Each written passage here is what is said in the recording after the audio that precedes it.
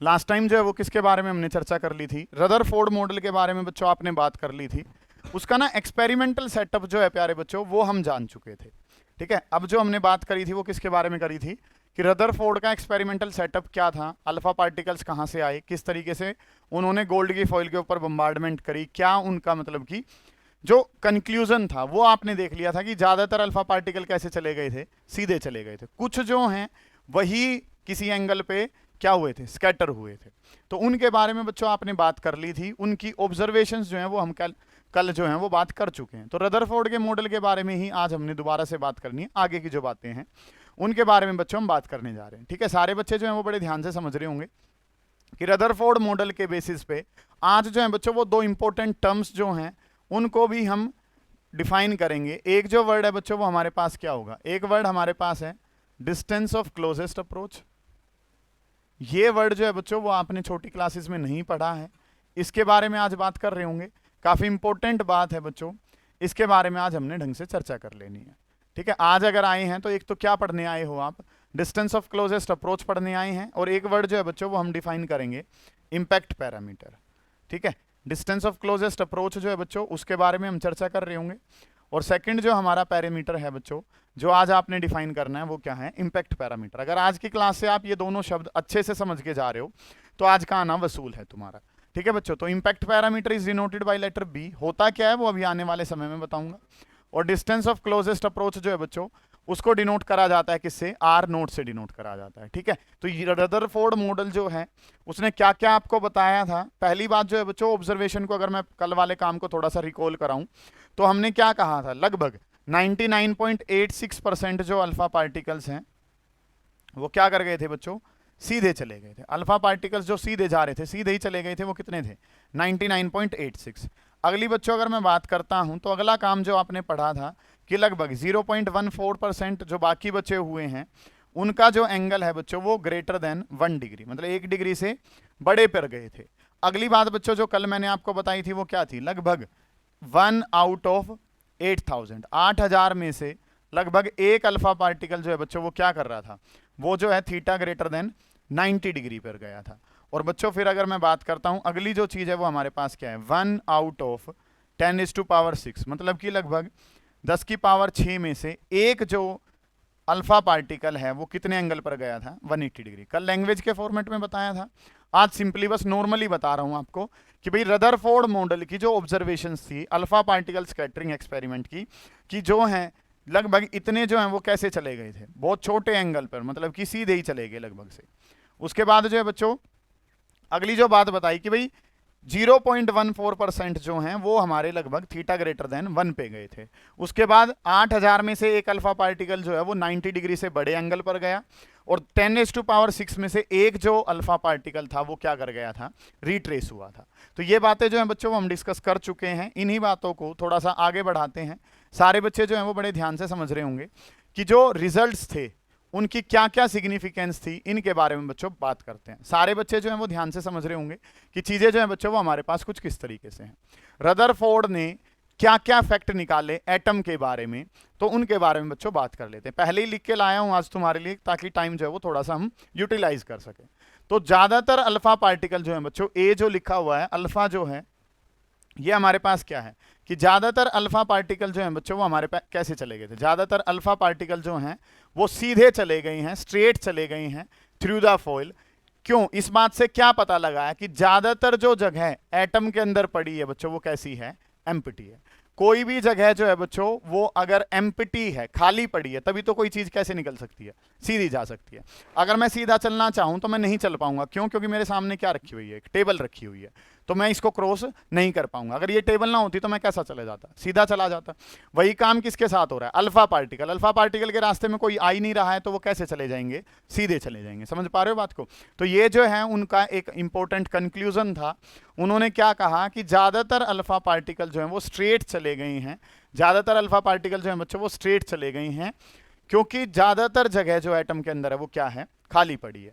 To explain large angle scattering of alpha particles, Rutherford ने क्या कहा कि भाई जो बात बताई ना बच्चों, ये लार्ज एंगल वाला खेल कौन सा था, वो लास्ट वाली दो बातें याद करो जो बताई थी कल, आज भी मैंने जो रिपीट करी वो क्या कि एक जो है 1 आउट ऑफ 8000, 1 आउट ऑफ 8000, ये जो है बच्चों ये क्या कर गए थे, 8000 में से एक अल्फा पार्टिकल जो है वो 90 डिग्री से बड़े एंगल पर गया, ठीक है। और फिर मैंने क्या कहा, 1 आउट ऑफ 10⁻⁶, ये जो है बच्चों वो कितने एंगल पर गया, 180 डिग्री पर। यही एंगल हमारे पास बड़े हैं, 90 डिग्री से बड़े वालों को उन्होंने क्या कहा है कि ज्यादा बड़ी स्कैटरिंग किसकी हुई है।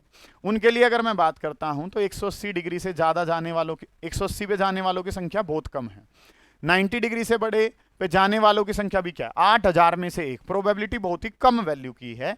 तो इन्होंने क्या कहा, बड़ी स्कैटरिंग का रीजन क्या है। बच्चों सुनो ध्यान से, मैंने क्या बताया आपको कि भाई हमारे पास अल्फा पार्टिकल, ये जो है ये हमारे पास क्या है, अल्फा पार्टिकल। अल्फा पार्टिकल की बच्चों अगर मैं बात करता हूं तो अल्फा पार्टिकल पे कैसा चार्ज होता है, पॉजिटिव चार्ज होता है। कैसा चार्ज होता है, पॉजिटिव, और पॉजिटिव भी भारी है, प्रोटॉन के कंपैरिजन में लगभग डबल चार्ज होता है। भारी पॉजिटिव चार्ज है, अंदर जाके एक चीज से टकराया और टकरा के क्या कर जाता है, वापसी आ जाता है। इस बात का क्या मतलब है, इस बात को ऐसे समझेंगे कि बात जो है बच्चों वो हमारे पास कुछ कैसे है कि ये अल्फा पार्टिकल है, कैसा है, पॉजिटिव। अगर अंदर नेगेटिव होता तो वहीं बैठा लेता उसको अपने पास ही, क्योंकि पॉजिटिव और नेगेटिव में तो क्या है, अट्रैक्शन। ये बाहर वापसी आया है, इसका मतलब अंदर कैसा चार्ज पड़ा हुआ है, पॉजिटिव चार्ज पड़ा हुआ है, ठीक है। और ये पॉजिटिव गया तो पॉजिटिव पॉजिटिव को रिपेल करके इसको भी तो बाहर भेज सकता था, अपने आप वहीं रह लेता। इसका मतलब क्या है, जो अंदर पॉजिटिव है वो इसके कंपैरिजन में क्या है, हैवी है। हैवी का मतलब क्या है बच्चों कि इस अल्फा पार्टिकल के कंपैरिजन में वो वाला चार्ज ज्यादा डेंस है।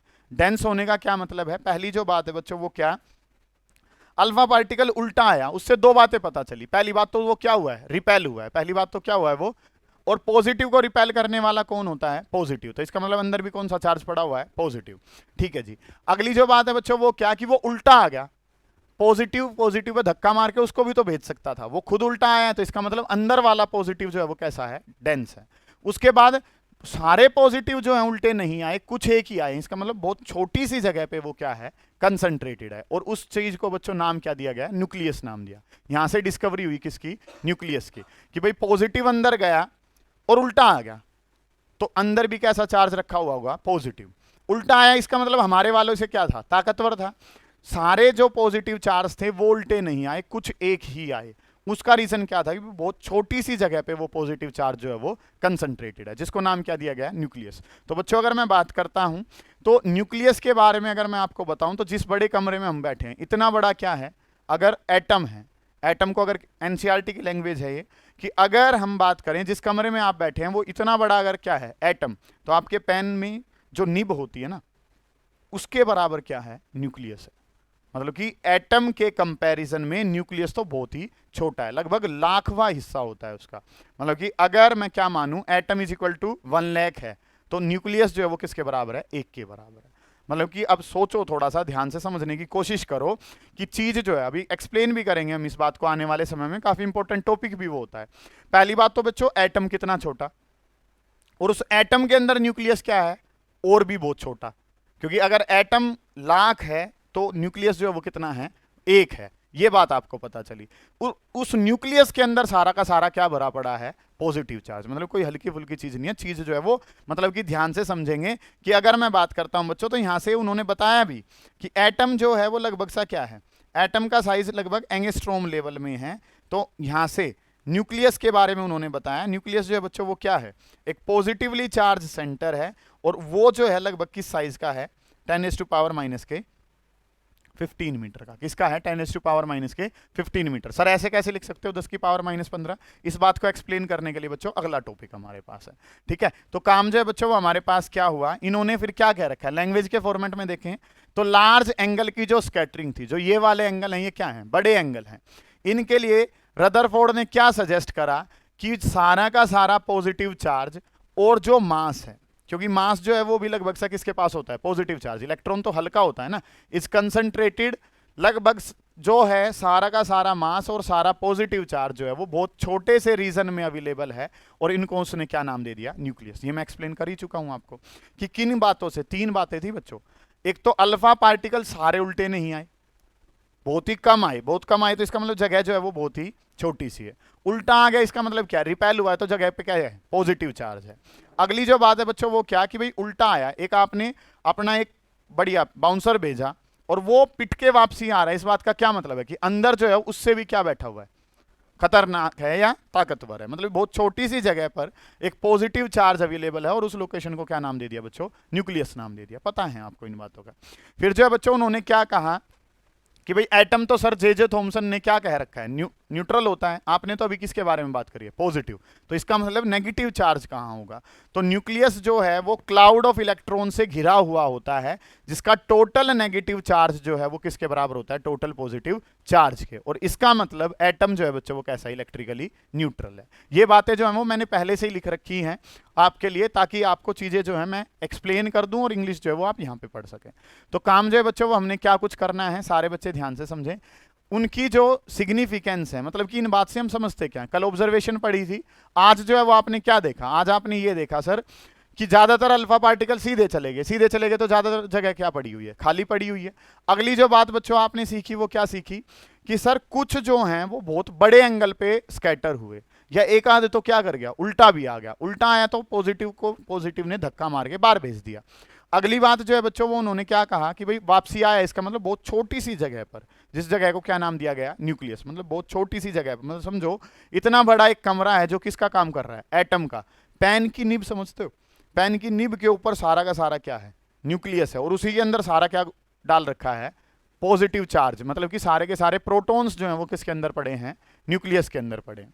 फिर एटम तो मेरे गुरुजी ने, मतलब कि रदरफोर्ड के गुरु कौन थे, थॉमसन, उन्होंने क्या कह रखा है, न्यूट्रल होता है। तो इलेक्ट्रॉन कहाँ अवेलेबल होगा, इलेक्ट्रॉन जो है वो क्लाउड के फॉर्मेट में, न्यूक्लियस के चारों तरफ जो है वो क्या होता है, इलेक्ट्रॉन का क्लाउड होता है। किस तरीके से इलेक्ट्रॉन है कि टोटल पॉजिटिव चार्ज किसके बराबर होगा, टोटल नेगेटिव चार्ज के। ये बातें जो है बच्चों उन्होंने बताई हैं। इसके बाद जो अगला कंसेप्ट हमारे पास शुरू होता है, ये वाला काम जो है वो आपने समझ लेना है। ये जो है बच्चों इनकी सिग्निफिकेंस थी, इसके बारे में हम बात करेंगे। अब जो काम है बच्चों वो हमारे पास क्या है, डिस्टेंस ऑफ क्लोजेस्ट अप्रोच। ये आपके पेपर का हिस्सा होगा, सारे बच्चे बड़े ध्यान से समझेंगे। ये जो है अलग अलग लेवल पे अलग अलग तरीके से पूछा जाता है, कंपटीशन में भी पूछ लिया जाता है बच्चों, और किस में भी पूछा जाता है, आपके बोर्ड का भी हिस्सा होता है। तो डिस्टेंस ऑफ क्लोजेस्ट अप्रोच की बच्चों अगर मैं बात करता हूं, तो मैंने अभी आपको क्या बताया कि जो न्यूक्लियस है, न्यूक्लियस का साइज कितना है, 10⁻⁻15 है। कैसे पता लगा है भाई कि 10⁻⁻15 है, तो उसका आइडिया जो है बच्चों वो कहां से लगता है, डिस्टेंस ऑफ क्लोजेस्ट अप्रोच से। नाम में ही दम है, यहीं से ही डेफिनेशन निकलेगी, सारे बच्चे गौर करेंगे। काम जो है बच्चों वो क्या करा आपने, सारे बच्चे ध्यान से समझेंगे कि कल जो मैंने समझाया था उस पर गौर करें एक बार थोड़ी सी, कि बच्चों मैं आज पूरा डायग्राम नहीं बना रहा हूं, यहां पे बताता हूं। यहां पे इनिशियल पोजीशन है, ये कौन सी पोजीशन है, इनिशियल। इनिशियली यहां से अल्फा पार्टिकल निकला है, एक एक बात समझ में आएगी बच्चों। यहां से एक अल्फा पार्टिकल निकला भाई, उसके पास क्या थी बच्चों, कुछ ना कुछ काइनेटिक एनर्जी थी, उसके पास क्या अवेलेबल थी, कुछ ना कुछ काइनेटिक एनर्जी। यहां पे जो है बच्चों वो क्या है, एक एटम है, और एटम के पास क्या है, एक न्यूक्लियस है, क्योंकि आपको पता भी सेंटर में क्या है, कोई न्यूक्लियस नाम की चीज है। तो बच्चों ये जो है अल्फा पार्टिकल, आपको क्या पता है, ये अल्फा पार्टिकल जो है वो कैसा चार्ज है, पॉजिटिवली चार्ज है। ये बात तो सही है।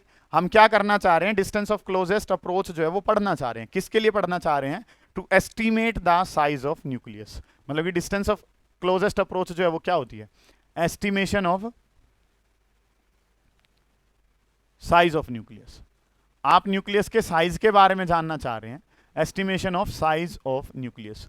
न्यूक्लियस के साइज के बारे में अगर जानना चाह रहे हैं तो बच्चों आपने क्या करना पड़ेगा, आपने जो है डिस्टेंस ऑफ क्लोजेस्ट अप्रोच को पढ़ना पड़ेगा। अब कल क्या बताया था बच्चों, इसकी काइनेटिक एनर्जी जो है वो कितने से, 5.5 से लगभग कितनी जा रही थी, 7.7 मेगा इलेक्ट्रॉन वोल्ट। कितनी वैल्यू थी बच्चों, 7.7 मेगा इलेक्ट्रॉन वोल्ट। ये बात जो है बच्चों आप सभी को पता थी कि अगर मैं बात करता हूं तो एक अल्फा पार्टिकल स्टार्टिंग में जब किससे निकला था, बिस्मथ से, तो उसके पास क्या थी, कुछ ना कुछ काइनेटिक एनर्जी। ये पॉजिटिव चार्ज भागा भाई, ये क्या बताया, न्यूक्लियस। न्यूक्लियस जो है बच्चों वो भी कैसा होता है, पॉजिटिवली चार्ज। सारे बच्चे ध्यान से समझेंगे।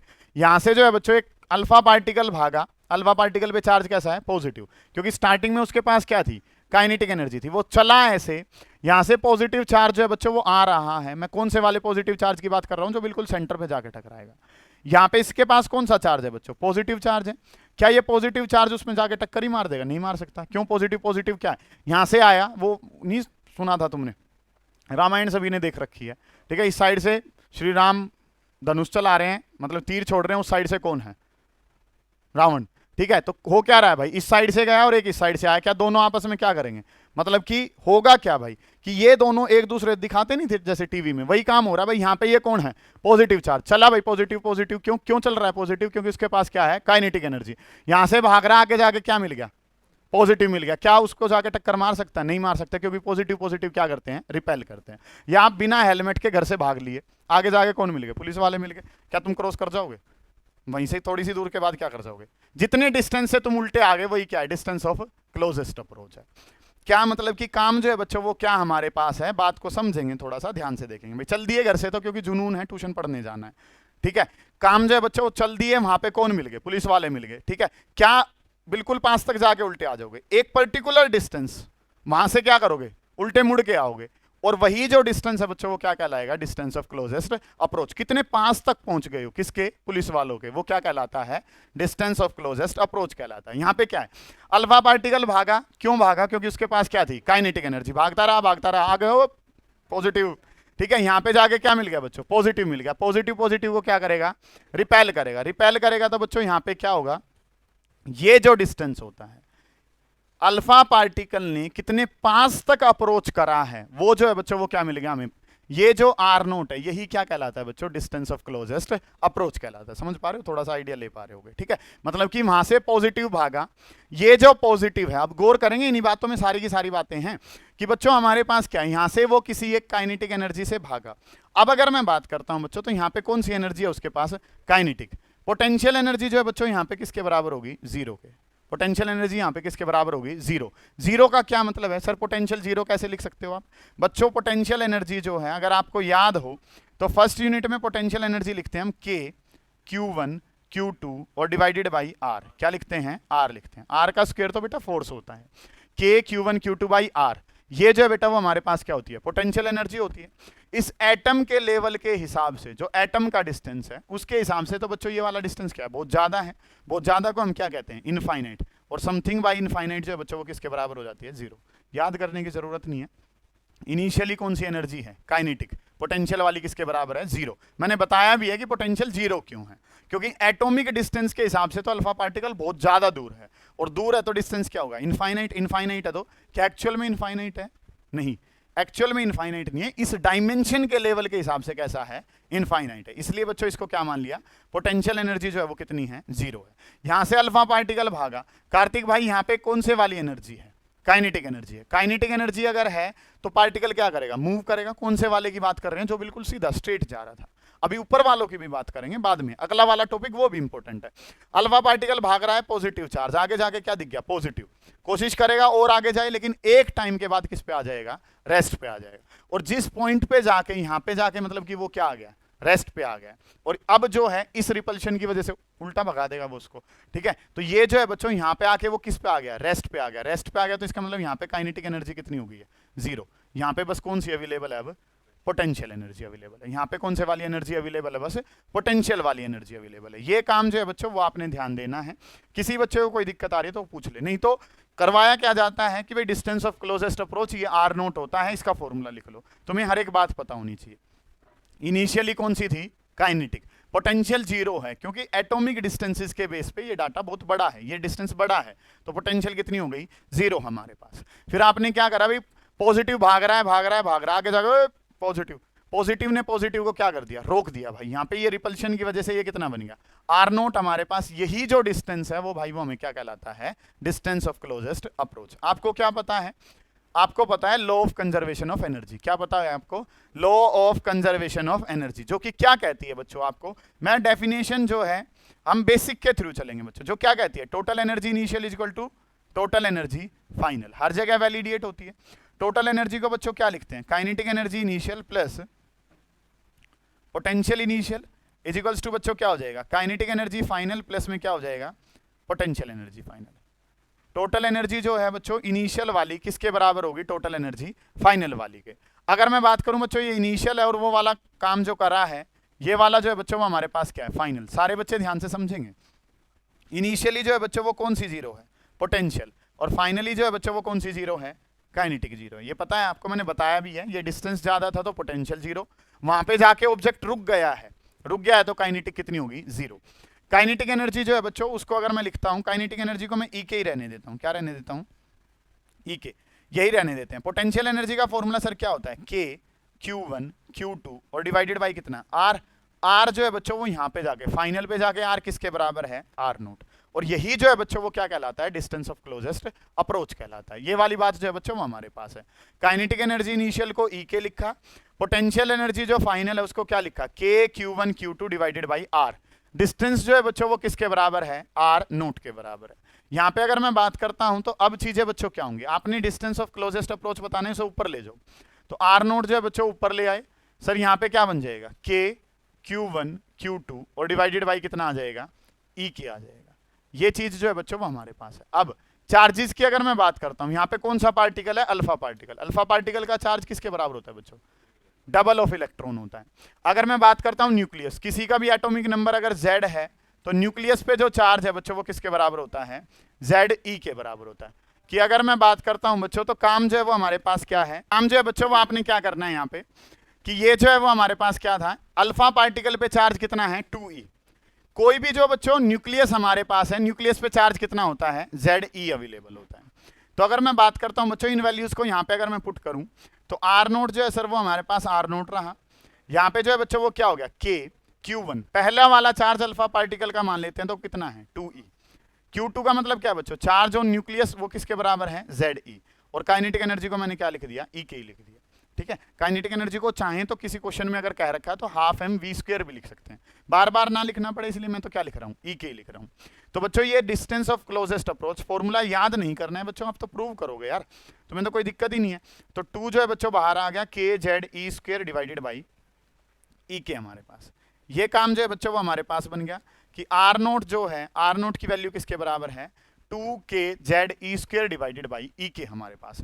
अब यहां से ना एक फील जो बच्चों आपको आ रही है, सारे बच्चे ध्यान से समझेंगे, करना क्या है भाई, काम जो है बच्चों वो क्या करना है, अल्फा पार्टिकल की काइनेटिक एनर्जी जितनी तेज होगी, जो कल कहा था ना कि आने वाले टाइम में यूज करोगे, उसका इस्तेमाल करने का समय आ गया बच्चों। काइनेटिक एनर्जी जो है बच्चों वो हमारे पास क्या है, जितनी ज्यादा होगी उतना डिस्टेंस ऑफ क्लोजेस्ट अप्रोच क्या होगा, कम। कुल मिला के ये बात समझो कि भाई आप क्या कर रहे हैं, यहां से मान लो अल्फा पार्टिकल ही है, उसको आराम से फेंकोगे तो वहीं गिर, थोड़ी आपके ही पास गिर जाएगा।